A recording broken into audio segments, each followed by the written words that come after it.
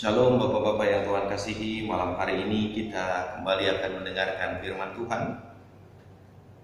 Saya memilihkan Amsal pasal 10 ayat yang ke-15 akan menjadi bagian dari pembacaan kita pada kesempatan malam hari ini. Mari Bapak-Bapak yang Tuhan kasihi, kita bersatu hati, kita berdoa. Bapa di dalam sorga, kami mengucap syukur kepadamu ketika malam menjadi bagian yang kami rasakan. Kami dapat kembali mengarahkan hati dan pikiran kami untuk menyambut kebenaran firman Tuhan. Malam ini kami bersama-sama akan mendengarkan sabda-Mu. Maka tuntun dan berkatilah kami Tuhan, supaya kami dapat menghayati dan mengerti. Dalam nama Tuhan Yesus Kristus kami berdoa kepada Bapa di sorga. Amin. Amsal pasal 10 ayat yang ke-15 saya membacakan untuk kita sekalian. Kota yang kuat bagi orang kaya ialah hartanya, tetapi yang menjadi kebinasaan bagi orang melarat ialah kemiskinan. Demikian Bapak-Bapak yang Tuhan kasihi, firman Tuhan yang menjumpai kita malam hari ini.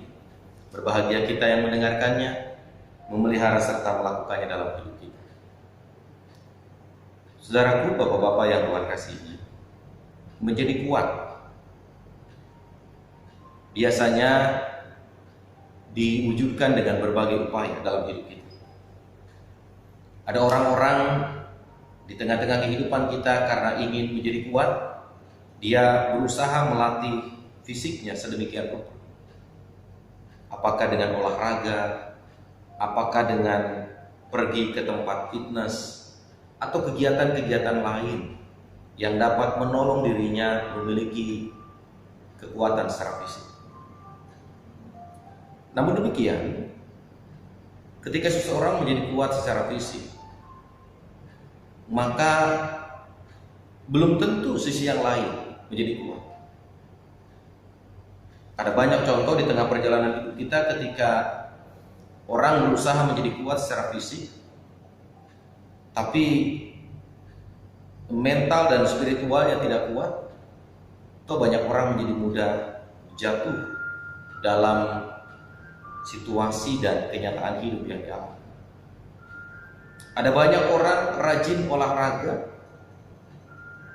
rajin melakukan aktivitas fisik demi menjaga kondisi fisiknya, tetapi sadar atau tidak, ketika kondisi fisik terpelihara baik, kondisi fisik terpelihara secara maksimal, namun kehidupan mental dan spiritualnya tidak terpelihara secara maksimal. Toh banyak orang juga yang pada akhirnya jatuh pada tekanan-tekanan mental. Banyak orang yang jatuh pada nilai-nilai yang justru tidak menghadirkan dirinya sebagai seseorang yang berarti dan berharga. Ada banyak orang, boleh kita katakan, menjadi stres, menjadi depresi, oleh karena mungkin tidak secara utuh kehidupannya terpelihara baik, fisik baik, mental baik, spiritualnya tidak. Oleh karena itulah ibu bapak atau bapak-bapak yang Tuhan kasihi, malam hari ini saya ingin mengajak kepada kita. Kita diajak untuk memelihara bukan hanya mental atau fisik kita, tetapi juga spiritualitas kita. Kekuatan fisik, kekuatan mental, kekuatan spiritual terpelihara baik, itulah yang harus menjadi tujuan kita selaku orang percaya. Banyak orang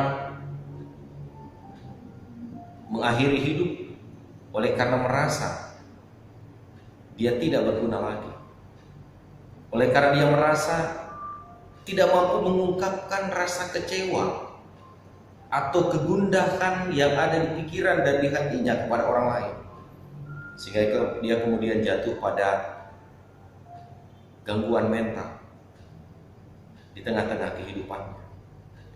Nah, hari ini Penulis Amsal ingin mengajak kepada kita, kota yang kuat bagi orang kaya ialah hartanya, tetapi yang menjadi kebinasaan bagi orang melarat ialah kemiskinan. Memperhatikan ayat ini bisa saja kita menjadi orang-orang yang terjebak pada kenyataan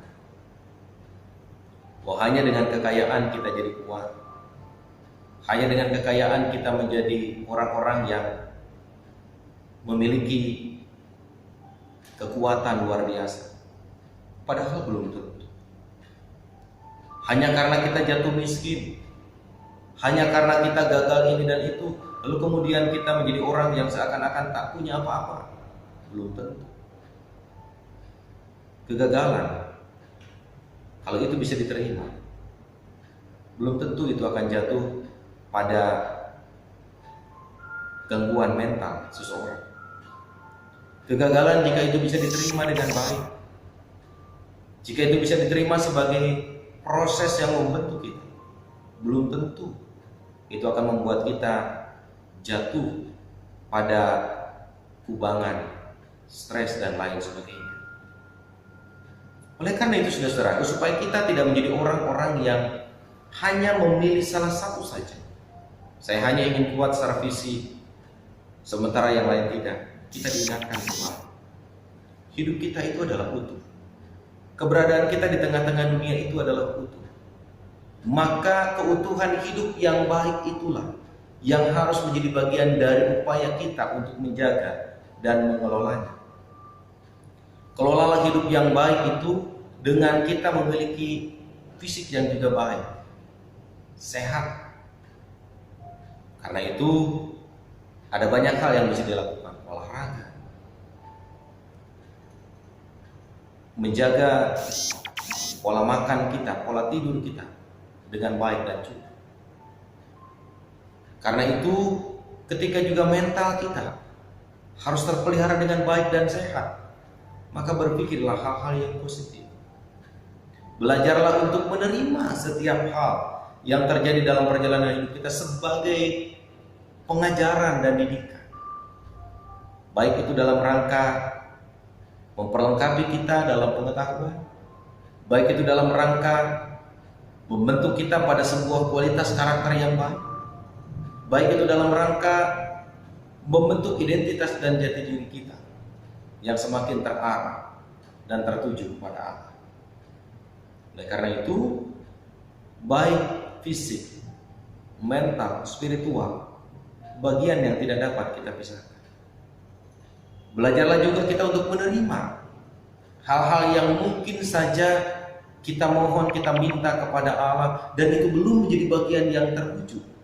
Belajarlah kita untuk mengakui bahwa Allah punya rancangan dan rencana dalam perjalanan hidup kita seturut dengan kehendaknya. Oleh karena itu, mari kita bangun sebuah semangat, sebuah keyakinan, Bapak-bapak dan saudaraku yang Tuhan kasihi. Kekuatan fisik saja tidak cukup dalam rangka kita menjalani kehidupan kita. Kita butuh kekuatan yang holistik. Kita butuh kekuatan yang utuh. Oleh karena itulah penting bagi kita untuk tetap menjalani kehidupan ini dalam kerangka minimal 3S. Kerja sehat, pikiran sehat, istirahat sehat. Selain juga aktivitas fisik sehat dan lain sebagainya. Sehat, sehat, sehat, sehat. Aktivitasnya sehat, istirahatnya sehat, makannya sehat, pikirannya sehat. Tentu menjadi bagian yang akan membuat kita memiliki suasana yang jauh lebih indah dalam perjalanan hidup ini. Mari Bapak-bapak dan saudaraku yang Tuhan kasihi, di tengah situasi yang kita alami saat ini, bangun sebuah suasana yang justru mengarahkan hidup kita menjadi semakin berarti dan berharga di mata Tuhan. Mari kita bangun suasana dan semangat dalam perjalanan hidup kita yang justru semakin menuntun kita pada sebuah nilai-nilai yang baru untuk memelihara keutuhan hidup kita semakin terarah dan tertuju kepada Tuhan sendiri. Percayalah, saat kita mengupayakan dan mengusahakannya, maka di situ pula campur tangan Tuhan ada buat kita.